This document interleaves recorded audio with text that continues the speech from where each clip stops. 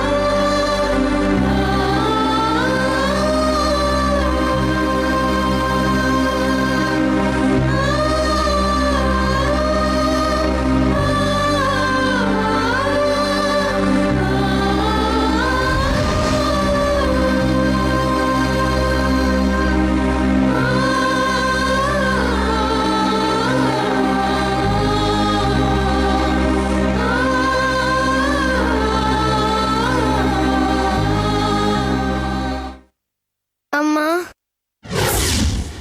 அப்பதான் ஊர்ல இருக்காருல்ல, நீங்க எங்க கூட படுத்துக்கோங்க.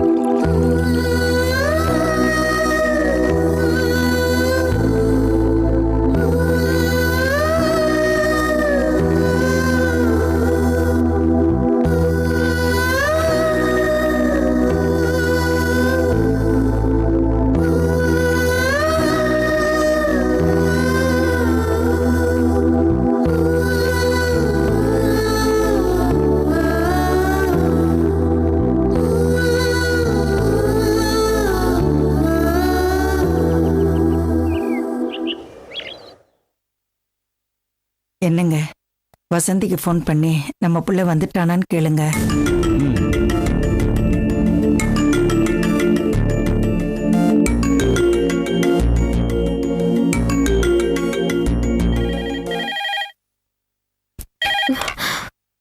ஹலோ வசந்தி, சொல்லுங்க மாமா.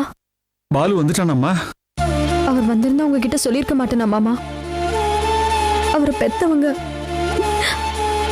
அவர் காணும் நீங்க எவ்வளவு துடிச்சு போயிருப்பீங்கன்னு எனக்கு தெரியும் மாமா. குழந்தைங்க என்ன பண்ணிட்டு இருக்காங்க? பெரியவ எந்திரிச்சு ரெடி ஆயிட்டு இருக்கா, மத்தவங்க 2 பேரும் தூங்கிட்டு இருக்காங்க. போய் எழுப்பணும். அது பாலுவை பத்தின விஷயம் குழந்தைங்களுக்கு தெரியுமா?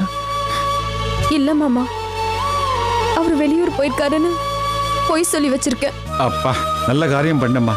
குழந்தைங்களுக்கு விஷயம் தெரிஞ்சா அவங்க ரொம்ப வருத்தப்படுவாங்க. இப்ப இங்க கூட பாரு, வசந்தா ராத்திரி பூரா தூங்காம அழுதுகிட்டே உட்காந்துருந்தா. உன்னை உடனடியா பார்க்கணும்னு துடியா துடிச்சுக்கிட்டு இருக்கா. நாங்க இன்னும் கொஞ்ச நேரத்துல அங்க புறப்பட்டு வரோம்மா. சரிங்க மாமா. என்னவாங்க? வசந்தா, பாலு இன்னும் வரலையாம்மா. நாம ஒண்ணு செய்யலாம். ராஜா கிட்ட சொல்லி நம்ம 2 பேரையும் கார்ல அவங்க வீட்டுல கொண்டு போய் விட சொல்லலாம். சரிங்க சார். மண்டபத்துல 2 வாசல் இருக்கு. 2 வாசலுக்கும் 4 வாழை மரம் கட்டணும். அப்பதான் சார் பார்க்க நல்லா இருக்கும். அதுக்கு தான் சார் 8000 ரூபாய். 8000 ரூபாய் ரொம்ப அதிகம். 6 மணிக்கு ஃபங்க்ஷன் ஆரம்பிக்க போகுது. 9 மணிக்கு நாங்களே மண்டபத்துல இருந்து வந்துருவோம். அதுக்கப்புறம் மரத்தை கீழே சாட்சி தானே போட போறாங்க. என்ன சார், நீங்க வேணா மரத்தை வீட்டுக்கு எடுத்துட்டு போங்க. என்ன சார் பேசுறீங்க? சரி சரி, 5000 ரூபாய் தரேன், வாங்கிட்டு வேலையை பாருங்க. சார், லாரி வாடகையே ஏறி போச்சு சார். சரி, உங்களுக்கு வேணாம் எனக்கும் வேணாம். 6000 ரூபாய் கொடுங்க சார். நல்ல குலத்தழுன வாழையா கட்டிடலாம். நல்லா எடுப்பா இருக்கும். பொண்ணோட வாழ்க்கையும் சிறப்பா இருக்கும் சார். 6000 அதிகம் தான். சரி, இப்போ 3000 ரூபாய் அட்வான்ஸ் தரேன். மீதத்தை வெள்ளிக்கிழமை காலையில தரேன். சுதா, என்னங்க? எக்ஸ்ட்ரா 3000 ரூபாய் பணம் எடுத்துட்டு வா. சரிங்க. ஏம்பா, நான் 5000 தரேன்னு நீங்க 6000 ரூபாய் கேட்டீங்க. கேட்ட பணத்தை கொடுத்துறேன். ஆனா வேலை சுத்தமா இருக்கணும். நல்ல மரமா வாங்கி கட்டுங்க. Sir, கவலையப்படாதீங்க sir. 100% நல்ல மரமா தான் இருக்கும். அடுத்த எந்த விசேஷம்னாலும் நீங்க எங்களை தான் கூப்பிடுவீங்க. என்னங்க, 3000 ரூபாய் கேட்டீங்களே? இந்தாங்க, வாழை மரத்துக்கு 3000 ரூபாய் அட்வான்ஸ் கொடுத்துருக்கேன். ஒரு வெள்ளை பேப்பர்ல கையெழுத்து வாங்கி. சார், அதெல்லாம் வேணாம் சார். வருஷ கணக்கா அந்த மண்டபத்தில் நாங்க தான் வாழை மரம் கட்டுறோம். சரி, நாங்க கிளம்புறோம் சார். வரேன் சார். பாப்பா. ராஜா, பாலு வீட்டுக்கு ஃபோன் பண்ணேன். வசந்தி வந்து சுதா, மறந்துட்டேன். தாம்பூல பையில போடுறதுக்கு 1000 தேங்காய்க்கு அட்வான்ஸ் கொடுத்துருந்தேன். அது போதுமா இல்ல இன்னும் 100 200 சொல்லலாமா? எல்லாம் போதுங்க, வேணா அப்புறம் பாத்துக்கலாம். பாலு வீட்டுக்கு ஒரு தரம் போய். ஹலோ, வாழை மரக்காரங்க வந்தாங்களா சார்?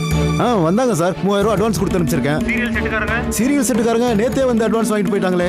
அப்புறம் சார், அன்னைக்கு வரும்போதே கேட்கணும்னு நினைச்சேன், மறந்துட்டேன். நம்ம மண்டபத்துல ஜெனரேட்டர் வசதி இருக்கா? திடீர்னு பவர் கட் ஆனா சிரமமா போயிடும். சைலண்ட் ஜெனரேட்டர் இருக்கு. ஓ, சைலண்ட் ஜெனரேட்டர் இருக்கா? Thank you sir. ஓகே. ராஜா, மெஹந்தி போட்டு உங்களுக்கு சொல்லிட்டீங்களா? அந்த நம்பரை தான் தேடிக்கிட்டு இருக்கேன். என்கிட்டே நம்பர் இருக்கு, நானே சொல்லிக்கிறேன். ஓ அப்படியா? அந்த வேலையில நீயே பாத்துக்கம்மா. பாலு சாப்பாட்டுக்கு ஏற்பாடு பண்றேன்னு சொல்லியிருந்தான். அவனை நம்பி நானும் சும்மா இருந்துட்டேன். இப்ப அவன் வேற காணாம போயிட்டான். தம்பி காணாம போயிட்டாரு, அதனால பந்தி போட முடியாதுன்னு வரவங்க கிட்ட சொல்ல முடியுமா? மத்தவங்கள நம்பினா இதான் கதி. நல்ல வேலை, நிச்சயதார்த்தத்துக்கு இன்னும் 4 நாள் இருக்கு. நிச்சயதார்த்த தனிக்கு மட்டும் அவர் காணாம போயிருந்தாருன்னா சம்மந்தி வீட்டுக்காரங்க நம்ம மூஞ்சில காரி துப்பிருப்பாங்க. எங்க சித்தி பொண்ணு கல்யாணத்துல சாப்பாடு எப்படி இருந்தது? ரொம்ப நல்லா இருந்துச்சு. எல்லாருமே அதை பத்தி தானே பேசிக்கிட்டு இருந்தாங்க. நலபாக நடராஜன் தான் புக் பண்ணிருந்தாங்க. பேசாம அவர் நம்பர் வாங்கி தரேன், சாப்பாட்டுக்கு அவரே புக் பண்ணுங்க. நடுவுல என்ன 4 நாள் தான் டைம் இருக்கு. நம்ம தேதிக்கு அவர் ஃப்ரீயா இருப்பாரா என்னன்னு தெரியலையே. ராஜா, வசந்திக்கு ஃபோன் பண்ணி பேசினேன். பாலு இன்னும் வரலையா. அவன் எங்க இருக்காங்கிற தகவலே இன்னும் தெரியலன்னு சொல்றா. பாவம், வசந்தியை பார்த்தாதான் ரொம்ப பாவமா இருக்கு. 3 குழந்தைகளை வச்சுட்டு அவள் எவ்வளவு கஷ்டப்பட்டுக்கிட்டு இருக்கா தெரியுமா? நாம போய் அவளை ஒரு தினம் பார்த்துட்டு வந்தா அவளுக்கும் கொஞ்சம் ஆறுதலா இருக்கும். அதுவும் இல்லாம எனக்கு இவளுக்கும் பாலுவை பத்தின கவலை ரொம்ப அதிகமா இருக்குப்பா. நீங்க சொல்றது வாஸ்தவம் தான்ப்பா. உங்களுக்கே தெரியும், இங்க எனக்கு நிறைய வேலை இருக்குப்பா. எங்க 2 பேரையும் இங்க விட்டுட்டு வந்தா கூட போதும். அப்புறம் வந்து உன் வேலையை பாத்துக்கப்பா.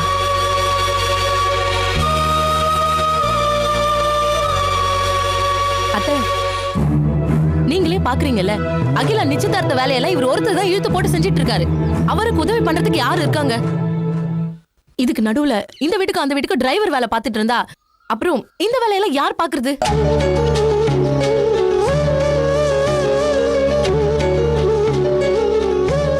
உங்க சின்ன புள்ளதான் பொறுப்பத்த தினமா பொண்டாட்டி புள்ளைய விட்டுட்டு எங்கேயோ போயிட்டாரு. அதுக்காக நாங்களும் அப்படியே போயிட முடியுமா? இப்ப வெளியே போறேன்ப்பா. 2-3 வேலை இருக்கு. அதெல்லாம் முடிச்சிட்டு அப்படியே பாலு வீட்டுக்கு போய் என்ன எதுன்னு பார்த்துட்டு வந்துடுறேன்ப்பா. சுதா, உங்க சித்திக்கு ஃபோன் பண்ணி நலபாக நடராஜன் நம்பர் வாங்கி நீயே பேசிரு. அவர் ஓகேன்னு சொன்னார்னா எனக்கு ஃபோன் பண்ணு. நான் அப்படியே போய் அட்வான்ஸ் கொடுத்துட்டு வந்துடுறேன். என்ன அப்படியே போற வழியில பியூட்டி பார்லர்ல விட்டுடுறீங்களா? அவங்களே மெஹந்தி போடுறேன்னு சொல்லிட்டு. சரிம்மா, வா போலாம். சுதா வரேன். வரேன்ப்பா. அம்மா வரேன். பாட்டி, பாய்மா. உட்காருமா.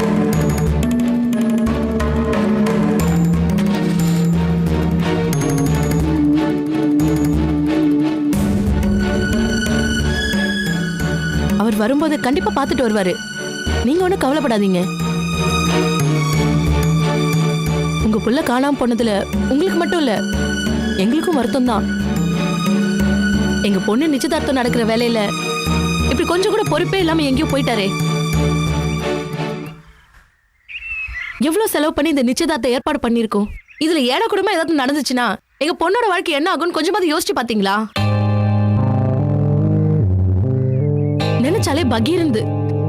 கடவுளே, இந்த மனுஷனுக்கு நல்ல புத்தி கொடுத்து அவங்க வீட்டுல கொண்டு போய் சேர்த்துடணும்னு அந்த சாமி கிட்ட வேண்டிட்டு இருக்கேன்.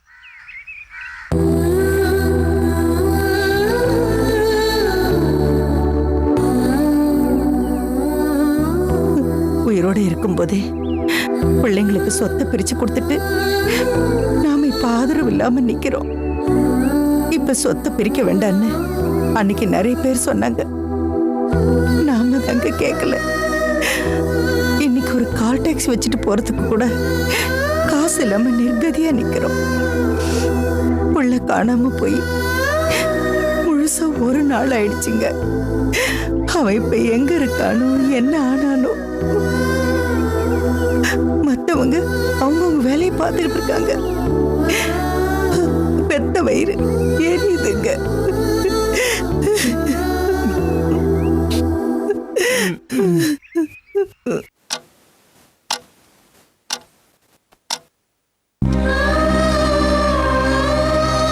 நான் வைக்கவா? நானே வச்சுக்கிறேன். அம்மா, அப்பா இன்னைக்கு வந்துருவார்ல?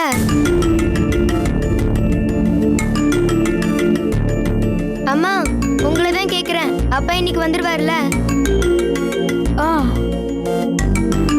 வந்துருவாருமா. உன்னோட லஞ்ச் இதுல வச்சிருக்கேன்.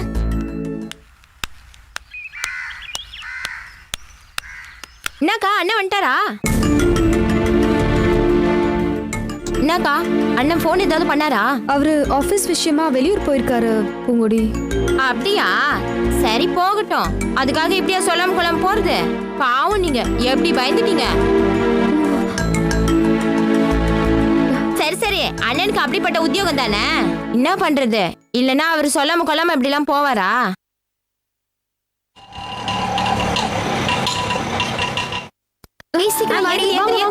பேக் எடுத்துக்கோ. வா, நீ வா. பேக மாட்டிக்கோ. நீங்க இருங்கக்கா, நான் விட்டு வரேன். பாய்மா. பாய்மா. வரேம்மா. பாய்.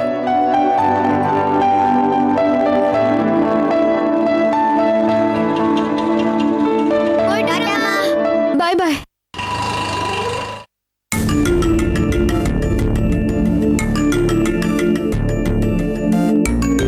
என்னக்கா, அண்ணன் இன்னுமா வீட்டுக்கு வரல? நேத்து ராத்திரி வீட்டுக்கு வந்திருப்பாரு நினைச்சேன். வீட்டுக்கு வந்திருந்தா உங்ககிட்ட நான் சொல்லாம இருந்திருப்பேனா பூங்குடி? இன்னும் வரல. பசங்கிட்ட ஆபீஸ் விஷயமா வெளியூர் போயிருக்காருன்னு போய் சொல்லி வச்சிருக்கேன். புரிஞ்சுக்கிட்டேன்க்கா. ஏன்க்கா, அண்ணன் ஆபீஸ்க்கு ஃபோன் பண்ணி பாத்தீங்களா? நேத்து ஃபோன் பண்ணி பேசினேன். இன்னைக்கு நேர்லயே ஆபீஸ்க்கு போய் விசாரிக்கலான்னு இருக்கேன். இத்தனை வருஷத்துல ஒரு நாள் கூட இப்படி ஆனதே இல்ல. ஒரு அரை மணி நேரம் லேட் ஆனா கூட எனக்கு ஃபோன் பண்ணி சொல்லிடுவாரு. என்னமோ நடந்திருக்கு, ஆனா என்னன்னு தான் தெரியல.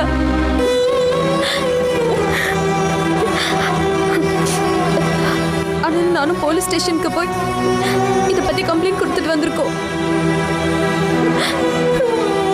மனசுக்குள்ள என்னென்னமோ பயமா இருக்கு. ஆனா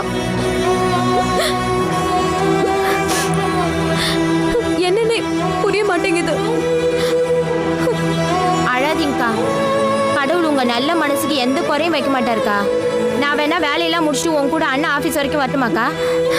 வேண்டாம் பூங்கொடி, நீ உன் வேலையை பாரு, நானே போய் பார்த்துக்கிறேன். எனக்கு ஏதாவது தேவைப்பட்டுச்சுன்னா நான் உனக்கு ஃபோன் பண்றேன். ம்.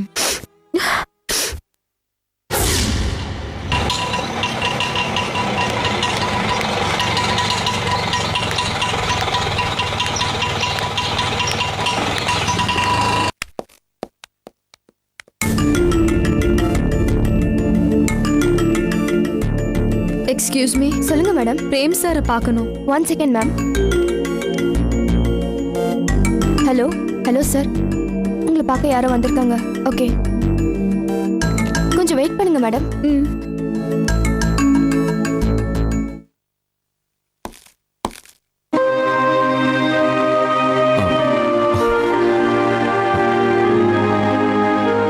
மேடம், சார் வருவார்னு பார்த்தா நீங்க வந்து நிக்கிறீங்க. இல்ல, உங்ககிட்ட பேசணும். பக்கத்துல இருக்கிற காஃபி ஷாப் போய் பேசலாம். ஒன் செக், நான் இதோ வந்துடுறேன். வாங்க மேம்.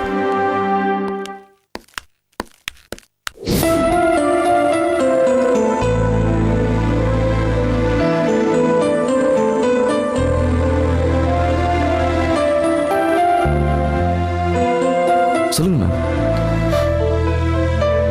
பிரேம், நேத்து காலையில வாக்கிங் போன அவரு எங்க போனாரு, என்ன ஆனார்னு ஒன்னும் தெரியல.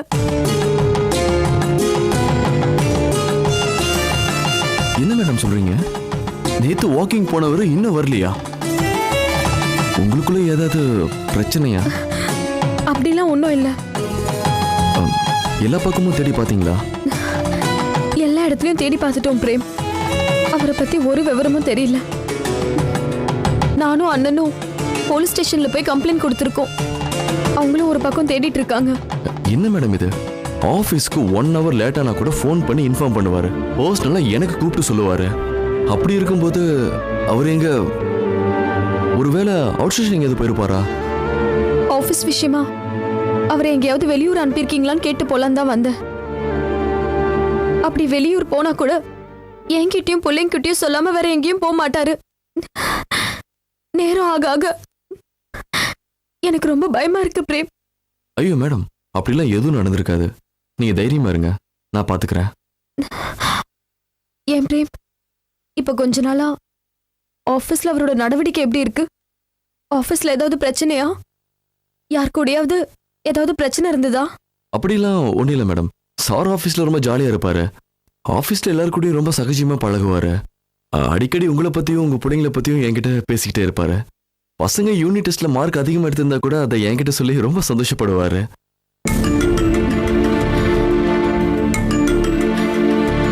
இல்ல, அவரு ஆஃபீஸ்ல மற்றவங்க கிட்ட பழகுறதுல ஏதாவது? ஆஃபீஸில் பொறுத்த வரைக்கும் பார்த்தீங்கன்னா அவர் ரொம்ப குவாய்ட்டு. தான் உண்டு தான் வேலை உண்டுன்னு தான் இருப்பார். இந்த லேடி ஸ்டாஃப் கிட்டலாம் ரொம்ப வச்சுக்க மாட்டார். ஃபேக்டை சொல்லணும்னா ஹீஸ் அ ஜென்டில் மேன். சொல்லப்போனால் அவர் ஆஃபீஸில் எல்லாருக்கும் ரொம்ப பிடிக்கும். நேற்றுல இருந்து அவர் வீட்டுக்கும் வரல, ஆஃபீஸ்க்கும் வரலன்னா அவர்கிட்ட இருந்து ஃபோன் கூட வரலங்கிறது எனக்கே ஆச்சரியமாக இருக்கு. எந்த வேலையும் ஒழுங்காக செய்யணுங்கிறது தான் அவருக்கு பிடிக்கும். ஒரு சின்ன இன்ஃபர்மேஷனை கூட அவர் எல்லாரும் கூட ஷேர் பண்ணிப்பார் மேடம். வீட்லயும் அவர் எப்பவும் சந்தோஷமா தான் இருப்பாரு. ஆஃபீஸ் வேலை போக மிச்ச நேரம் எப்பவும் குழந்தைங்களோட இருக்கதான் அவர் விரும்புவாரு. வீட்டை பொறுத்த வரைக்கும் அவருக்கு எந்த பிரச்சனையும் இல்லை. இப்ப நீங்க சொல்றதை வச்சு பார்க்கும்போது ஆஃபீஸ்லயும் அவருக்கு வேற எந்த பிரச்சனையும் இருக்க மாதிரி தெரியல. அப்போ மேடம், நீங்க எதுக்கும் கவலைப்படாதீங்க. தைரியமா வீட்டுக்கு போங்க. ஒருவேளை சார் ஃபோன் பண்ணாலோ இல்ல ஏதாவது இன்ஃபர்மேஷன் கிடைச்சாலோ நான் இமீடியட்டா உங்களுக்கு ஃபோன் பண்றேன். பிரேம், அவரு காணாம போன விஷயம் இப்போதைக்கு ஆபீஸ்ல யாருக்கும் புரியுது மேடம். அதனால தான் நான் உங்களை இங்கே கூட்டிட்டு வந்தேன். ஆஃபீஸ்ல சார் 2 நாள் லீவுன்னு சொல்லியிருக்கேன். அது ஒன்றும் பிரச்சனை இல்லை மேடம், நான் பார்த்துக்கிறேன். சரி பிரேம், அப்ப நான் கிளம்புறேன். Okay madam, take care of yourself and your kids. உங்களுக்கு ஏதாவது உதவி வேணும்னா எனக்கு ஃபோன் பண்ணுங்க, நான் நேராக வரேன்.